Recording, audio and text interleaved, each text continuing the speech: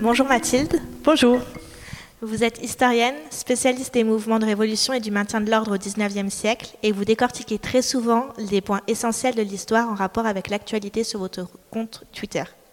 Vous posez un regard sur le monde et vous vous armez du savoir pour tenter de le faire évoluer. Finalement, être historienne, est-ce que c'est une mission quotidienne pour informer et éclairer l'actualité sous un prisme différent ? Ça l'est pas, mais ça peut, et je pense que ça doit. Je dirais plutôt ça, c'est-à-dire que c'est comme ça, moi, que j'agis en tant que historienne, parce que c'est ma conception du métier, et c'est ma conception de même ma mission comme fonctionnaire d'une certaine façon. C'est-à-dire que donc je suis enseignant-chercheur, je suis donc payée par l'État. Je considère que dans mon travail, j'ai une mission d'enseignement à faire, donc former des étudiants à différents niveaux pour atteindre justement un niveau qui est celui qui est visé par l'université. Je suis chercheuse, donc je dois produire de la recherche, mais je considère qu'il est aussi de mes missions de diffuser ce que fait la recherche. Et pas seulement dans le cadre des cours, mais aussi plus généralement en fait, dans l'espace public. Et que ça fait partie de ma mission d'intellectuel et d'intellectuel fonctionnaire. Donc c'est pour ça que je travaille à finalement à ce passage de connaissances, qui peuvent être le résultat de ma recherche, mais pas seulement, parce que sinon ça serait vraiment trop limité. Donc je fais un travail de vulgarisation, qui est un travail de seconde main, qui fait que je vulgarise la recherche des autres, mais à destination d'un public beaucoup plus large que celui des étudiants. Mais dans une démarche qui est à peu près la même, parce que quand on fait un cours, on ne fait pas un cours que sur ses recherches. On fait un cours sur l'ensemble de ce qui est travaillé. Et le hiatus entre ce que trouve la recherche et tout ce qui peut justement sortir des différents travaux et ce qu'on peut trouver dans l'espace public, il y a un hiatus qui se creuse de plus en plus, m'inquiète d'autant plus qu'il est au service d'idées plutôt réactionnaires. Et donc je pars du principe que une des missions, et c'est ça que j'aime faire, c'est de rétablir un petit peu l'équilibre. D'accord, merci. Vous écriviez déjà un livre, donc Révolution quand les peuples font l'histoire, en 2013 aux éditions Belin. De quand date votre intérêt pour la révolution, ou devrais-je dire les révolutions ? Alors moi j'ai fait ma thèse pas directement sur la révolution, mais sur une force de l'ordre révolutionnaire qui est la garde nationale, et que j'ai étudiée pendant la monarchie de Juillet, donc d'une révolution à une autre. Ce qui fait que j'avais déjà un intérêt en tant que chercheuse pour la question révolutionnaire.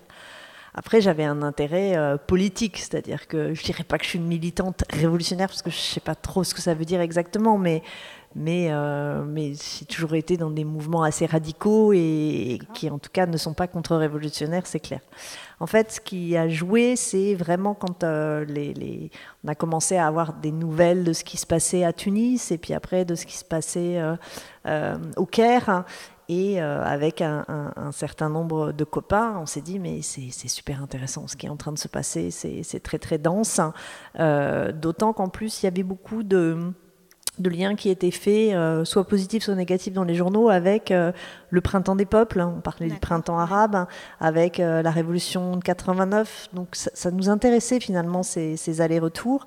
Et en plus, moi, quand la révolution, à Tunis surtout, parce que le Caire je connaissais pas trop, mais Tunis, j'avais une copine qui était à Tunis, donc je me suis dit, il faut que j'aille voir ce qui se passe en fait. Et donc je suis allée en Tunisie 2-3 mois après la chute de Ben Ali, puis j'y suis retournée un peu par la suite.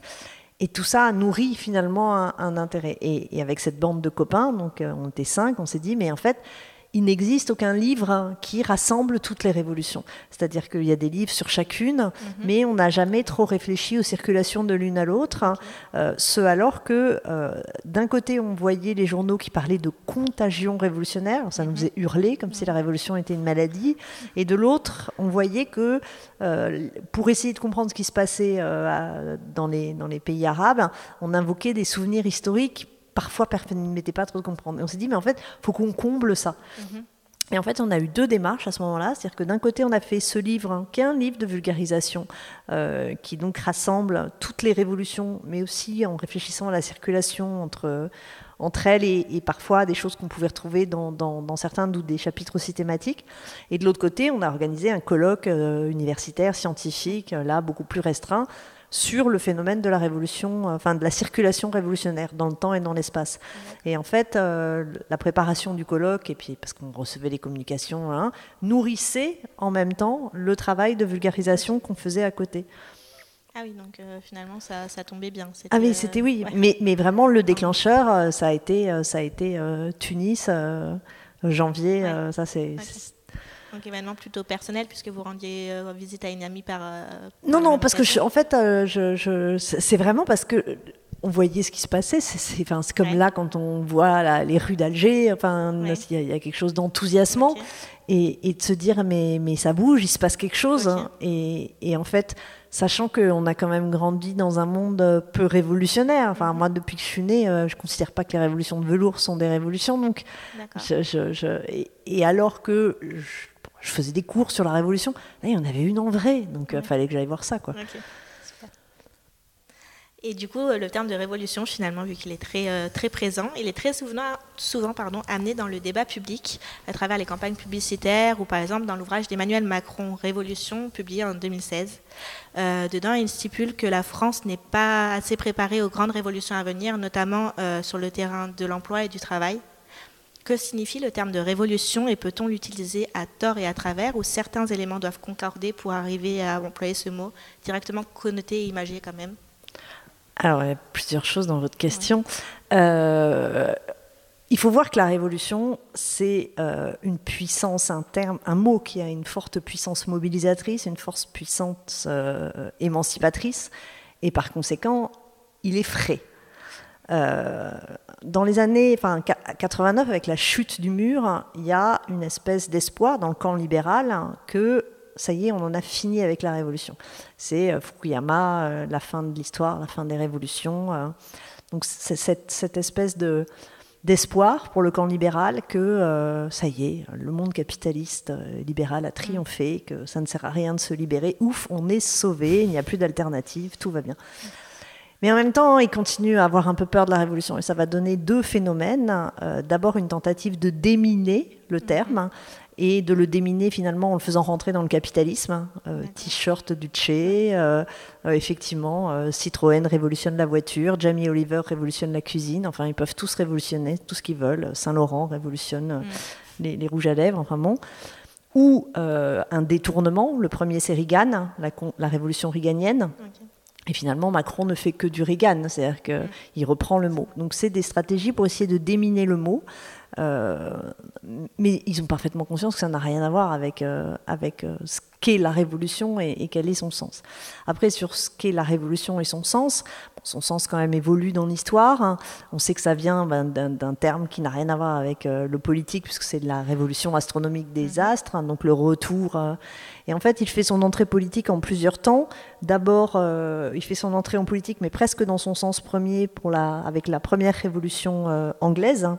Enfin, non, en fait, la première révolution anglaise n'est pas appelée révolution. Mais le retour des Stuarts après la révolution anglaise est appelé révolution, parce que les Stuarts reviennent. Mais lorsque les Stuarts sont à nouveau renversés lors de la deuxième révolution anglaise, là, on parle de Glorious Revolution, et cette fois, la révolution dans le sens plus de rupture. Sauf que si on l'utilise, c'est justement parce que comme on est toujours dans l'idée que c'est au retour, pour essayer de faire que ce soit moins inquiétant, on l'utilise en ce terme. Comme si en fait, le fait que la monarchie libérale s'installe, c'était le retour aux vieilles traditions anglaises. Mais à partir de là, le mot rentre en politique et il reste malgré tout attaché à une coupure, parce que la monarchie libérale qui s'installe en Angleterre, c'est quand même très différent de ce qui existe à ce moment-là en Europe et de ce qui existait avant en Angleterre. Et à partir de là, avec la situation américaine, eux ne disent pas révolution, mais en France on dit révolution américaine, ce qui se passe aussi avec la révolution batave, hein, que nous aussi, qu'en France aussi on appelle révolution, et surtout la révolution française, le mot devient significatif de rupture radicale, création d'un ancien régime et construction d'un ordre nouveau. Et c'est ça le sens de la révolution. Et comme le mot a pris son sens avec la Révolution française, eh ben, il est attaché à tout ce que charrie dans les faits puis dans l'imaginaire de la Révolution française, c'est-à-dire le peuple en mouvement, un sens de progrès d'une certaine façon. La révolution va dans le sens d'un mieux en termes de justice sociale, en termes de démocratie, et c'est cette définition qui l'emporte. Même si d'autres vont essayer de changer. Le Pétain, c'est la révolution nationale, mais ça marche pas. D'accord, okay. Très intéressant. Merci. Du coup, si on parle de l'époque actuelle que nous vivons, peut-on rapprocher la crise sociale que nous traversons donc depuis octobre, celle des Gilets jaunes, à une image révolutionnaire, ou en tout cas une image de révolution ou pré-révolution? Alors, je viens de me mettre de l'eau partout. Ça coule dans la chaussure. Je réponds. Oui. Alors, la première chose que je pourrais dire en réponse, c'est qu'il y a quelque chose d'assez évident dans le fait que le mouvement actuel, donc le mouvement des Gilets jaunes, comme d'autres avant lui, il n'est pas particulier en la matière, cite les révolutions du passé. Dans les tags, on voit des références très nettes aux révolutions. Ce qui était vrai dans les mouvements précédents, c'était net dans Nuit debout, c'était vrai aussi dans le mouvement l'année dernière. Mais la nouveauté, c'est que pendant très longtemps, les références que l'on a utilisées étaient des références à la commune. Alors pour 68, c'est un peu plus compliqué. Mais ça faisait très longtemps qu'il n'y avait pas eu de référence en fait à 1789. Et là, dans le mouvement des Gilets jaunes, c'est très net. Macron Louis XVI sur le mur de l'Opéra, guillotine président, ou Gilets jaunes sans culotte, ou 14 juillet des casseurs profanent un bâtiment historique juste après l'Arc de Triomphe. Donc il y a ce retour de la citation révolutionnaire à 1789, et c'est vraiment, ça rentre dans la geste insurrectionnelle des Gilets jaunes qui vont se mettre des bonnets phrygiens, qui vont le mettre, donc c'est très présent. Donc là, il faut écouter finalement les citations révolutionnaires. Après, on ne peut absolument pas dire que la situation actuelle est une révolution, parce que la révolution implique un changement, il faut que l'ordre soit renversé. Ouais. Pour l'instant, l'ordre n'est absolument pas renversé. Donc, au mieux, on pourrait avoir des potentialités révolutionnaires. Mais dans les revendications des Gilets jaunes, après, ça va dépendre. C'est un mouvement qui est nécessairement plurivoque, qui est porteur de revendications différentes. La majorité des revendications, surtout celles qu'on entend le plus, ne relèvent pas de la révolution et de la réforme. Le RIC, ce n'est pas révolutionnaire. Le rétablir l'ISF, ce n'est pas révolutionnaire. La réforme, et on peut y avoir des réformes tout à fait progressistes, ça aussi dans le genre truc détourné. Mais on peut trouver, par exemple, dans certaines revendications qui sont plus révolutionnaires, des revendications plus climatiques ou des remises en cause du capitalisme plus profondes. Mais ça va être des groupes à l'intérieur. Quant à la forme que ça prend, il y a une forme qu'on va dire plus insurrectionnelle, parce que avec non seulement le recours à la violence, mais la possibilité de légitimer ce recours à la violence, qui est propre à l'insurrection et qui donc est pas loin de la révolution. Ce qui est aussi proche des phénomènes révolutionnaires, c'est le fait que ce soit très interclassiste. Or, les révolutions se distinguent des émeutes par la nature interclassiste de leur composition sociale. C'est toujours des fusions des classes, les révolutions. Et c'est le cas dans le mouvement des Gilets jaunes. Ça ne suffit pas à faire une révolution, mais ça permet de faire le lien. Et dans le fait que ça crée des espaces de politisation, de sociabilisation politique, de conscientisation, qui sont visibles dans des moments de crise, soit pré, soit post-révolutionnaire. Mais pour l'instant, ce n'est pas une révolution. Et ça ne le sera peut-être pas. Ça, le problème, c'est que c'est impossible de savoir. Et si on compare avec les situations pré-révolutionnaires avant, la difficulté, c'est que des situations pré-révolutionnaires, elles ne sont pré-révolutionnaires que parce qu'on sait qu'elles sont pré-révolutionnaires, parce qu'il y a une révolution après. Oui, mais on trouve d'autres périodes dans l'histoire où on a eu finalement à la fois des crises, une augmentation des contrastes sociaux, des désirs de démocratie directe, etc., sans que ça ait débouché sur la moindre révolution. Donc ça ne suffit pas à faire une révolution. Et on ne peut même pas dire, là c'est impossible, un historien ne peut pas dire c'est pré-révolutionnaire, parce que ça n'est pré-révolutionnaire que s'il y a après un renversement de l'ordre. Forcément. Et donc là, on a parlé rapidement du coup de la Révolution française, de mai 68, de Nuit debout aussi, on l'a évoqué. Et vous pensez que le besoin de faire un parallélisme en fait entre ce qu'on vit actuellement et un événement historique passé, c'est naturel, c'est quelque chose qui revient constamment? En tout cas, chaque révolution cite toujours les précédentes. Avec en plus, c'est amusant parce que, évidemment, les révolutions ne citent pas les mêmes. En fait, chaque révolutionnaire a son petit bagage de révolution du passé qu'il ouvre, mais c'est pas forcément le même. Et puis, plus on avance dans le temps, plus justement ce bagage de référence se remplit, et ça donne en 68 la place de la Sorbonne où il y a tout. Il y a Marx, Mao, Rosa Luxembourg, il y a Makhno, tout le monde est mélangé, même ceux qui se sont déchirés à ces périodes. Donc au bout d'un moment, on a une espèce de millefeuille de références révolutionnaires. Et pour d'autres, il y a les révolutions qui sont les leurs, et puis les autres non, bourgeoises, pas beau, et d'autres, c'est un peu, dis-moi quelle révolution tu cites et je te dirai qui tu es. Ça, c'est très classique en fait. Mais oui, elle fonctionne toujours comme ça, parce que la révolution, ou en tout cas le désir de révolution, est le moment de crise, plutôt, on va dire crise plutôt que révolution. Comme il perturbe, il bouleverse, il change les repères, eh bien un moyen de trouver des repères, c'est d'activer le passé aussi. Donc ça, c'est normal qu'on fonctionne comme ça. La Révolution française faisait aussi, alors elle faisait référence à un passé très lointain, antique, mais il y a ce besoin finalement de s'appuyer sur quelque chose de solide pour essayer de comprendre le présent. Tout à fait. Mais qui existe en dehors. Enfin, la monarchie, quand elle se restaure, fait référence au passé. L'Empire s'est inventé un passé pour justifier ce qu'il était en train de mettre en place. Donc ça, c'est archi normal. Très intéressant. Et du coup, quel parallèle vous établirez entre le mouvement des Gilets jaunes actuels et peut-être d'autres mouvements populaires en France comme ailleurs dans le monde, actuels ou passés ? Déjà, c'est des mouvements populaires. Donc, ce qui est quand même pas rien au bout du compte. Dans tous les cas, on a des fractions importantes du corps social qui vont se soulever parce qu'ils ont conscience de subir finalement les mêmes injustices sociales. La caractéristique est que là, cette sensation de partager ces mêmes injustices est assez large socialement. C'est pas les ouvriers dans un système de production simplement industriel. C'est pas très corporatiste. Donc il y a cette dimension plus large qui est intéressante. Et qui s'explique parce que de fait, un peu partout dans le monde, finalement, les logiques libérales, les logiques capitalistes, elles sont les mêmes. Donc c'est normal que ça suscite à la fois les mêmes sensations d'injustice, d'écrasement et de domination, et que par moments, ça soulève des mouvements populaires qui se ressemblent. D'accord, oui. Okay.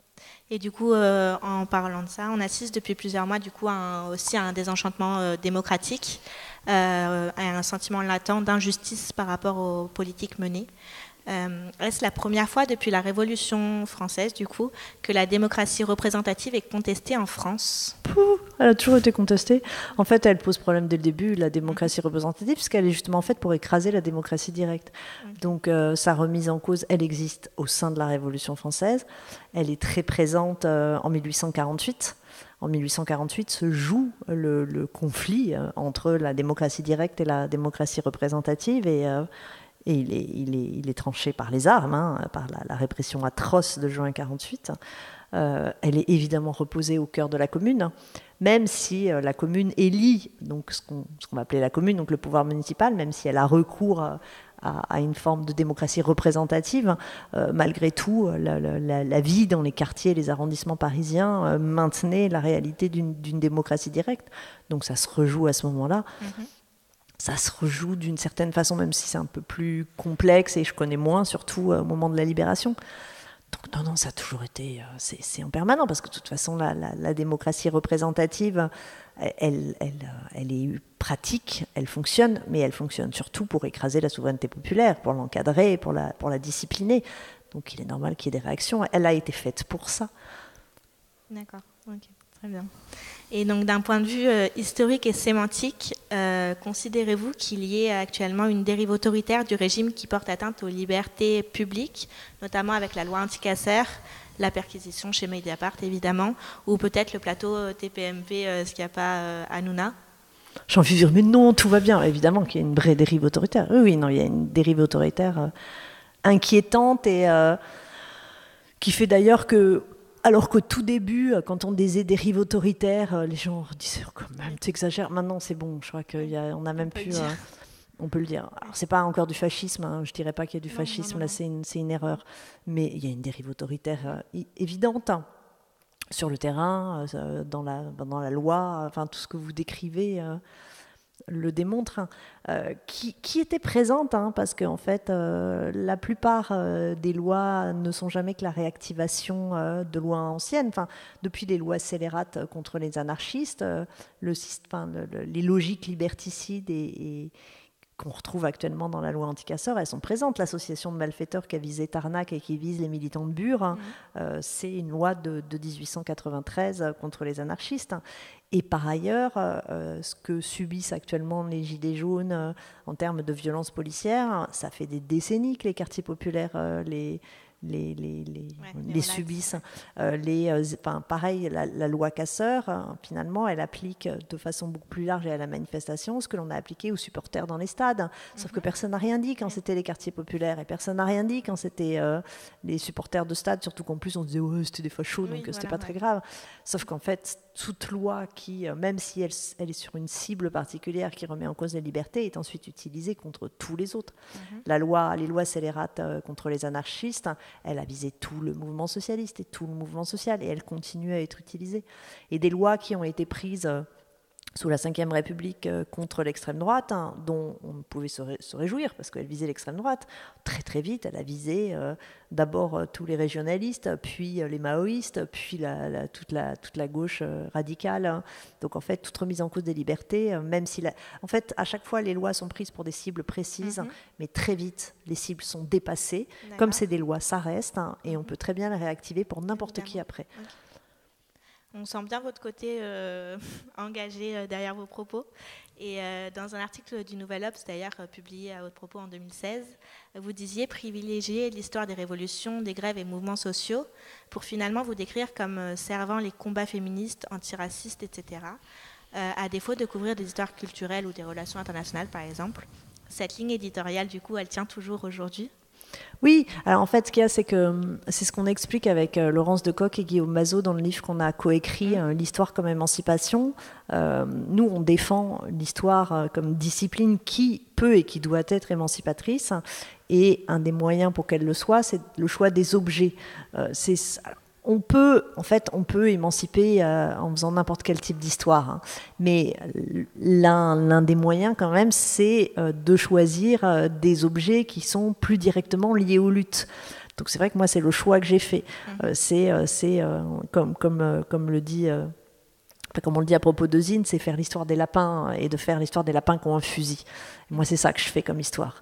Donc, j'essaie de diffuser l'histoire des luttes parce que c'est Jérôme Bachet qui dit ça, c'est du combustible pour le présent.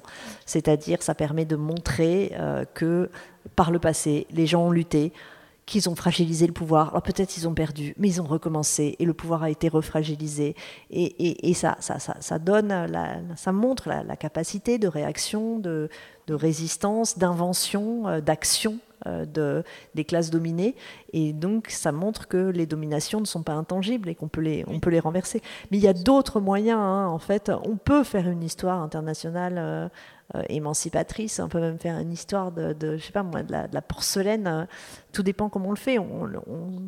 Les Pinson Charlot, ils font de la sociologie des ultra-riches, ça n'en est pas moins profondément émancipateur, hein. Donc si on réfléchit en termes de rapport de domination et qu'on analyse soit en partant des puissants, soit en partant des dominants, soit en partant des dominés, mais qu'on remet en cause et qu'on vend la mèche de ces processus de domination, on a une démarche engagée. D'accord. Et du coup, vous parlez de processus de domination, j'en profite. A-t-on déjà vu dans l'histoire un recul des droits de l'homme comme on peut le voir actuellement avec, par exemple, et très récemment aux États-Unis, l'adoption de la loi anti-avortement dans 28 États ? C'est un processus qui revient constamment ou Bon, en tout cas, il y a déjà eu des retours, hein, quand on voit la différence s'agissant des droits des femmes entre la Révolution française, qui avait fait des femmes des majeurs, donc qui avaient une capacité civile, et le code civil napoléonien qui leur retire l'incapacité civile et en fait des mineurs et supprime l'égalité dans le couple et supprime l'égalité face au succès. Enfin, là, des reculs comme ça, il y en a, bien sûr. Ouais. Non, mais de toute façon, c'est ce qu'on dit tout le temps, rien n'est jamais acquis. Hein. C'est bien pour ça qu'il faut se battre. Mais là, en plus, le disait très bien. Mais là, on est dans un phénomène de backlash, c'est-à-dire qu'il y a eu des avancées féministes importantes. MeToo a quand même mis un joli gros coup de pied dans la fourmilière. Donc là, on est en backlash. D'accord. Et du coup, là, pour une dernière question, peut-être plus positive, j'en appelle à votre pouvoir visionnaire. Que restera-t-il de notre histoire actuelle d'après vous? Et quel dénouement pouvez-vous imaginer aux différentes crises que nous traversons aujourd'hui? Aucune idée. En tant qu'historienne, je suis incapable de vous répondre à ça parce que justement, ce que peut dire l'historien, c'est que tout est toujours possible. Le pire comme le meilleur. Après, moi, je suis optimiste, donc je me dis le meilleur. Mais je peux me planter complètement. D'accord. Donc je ne sais pas. Je sais juste comme historien que, 1, les choses changent et que 2, le peuple a la capacité de les changer. C'est pas pour ça qu'il va le faire maintenant. Super. C'est un très bon dernier mot. Merci beaucoup en tout cas. De rien.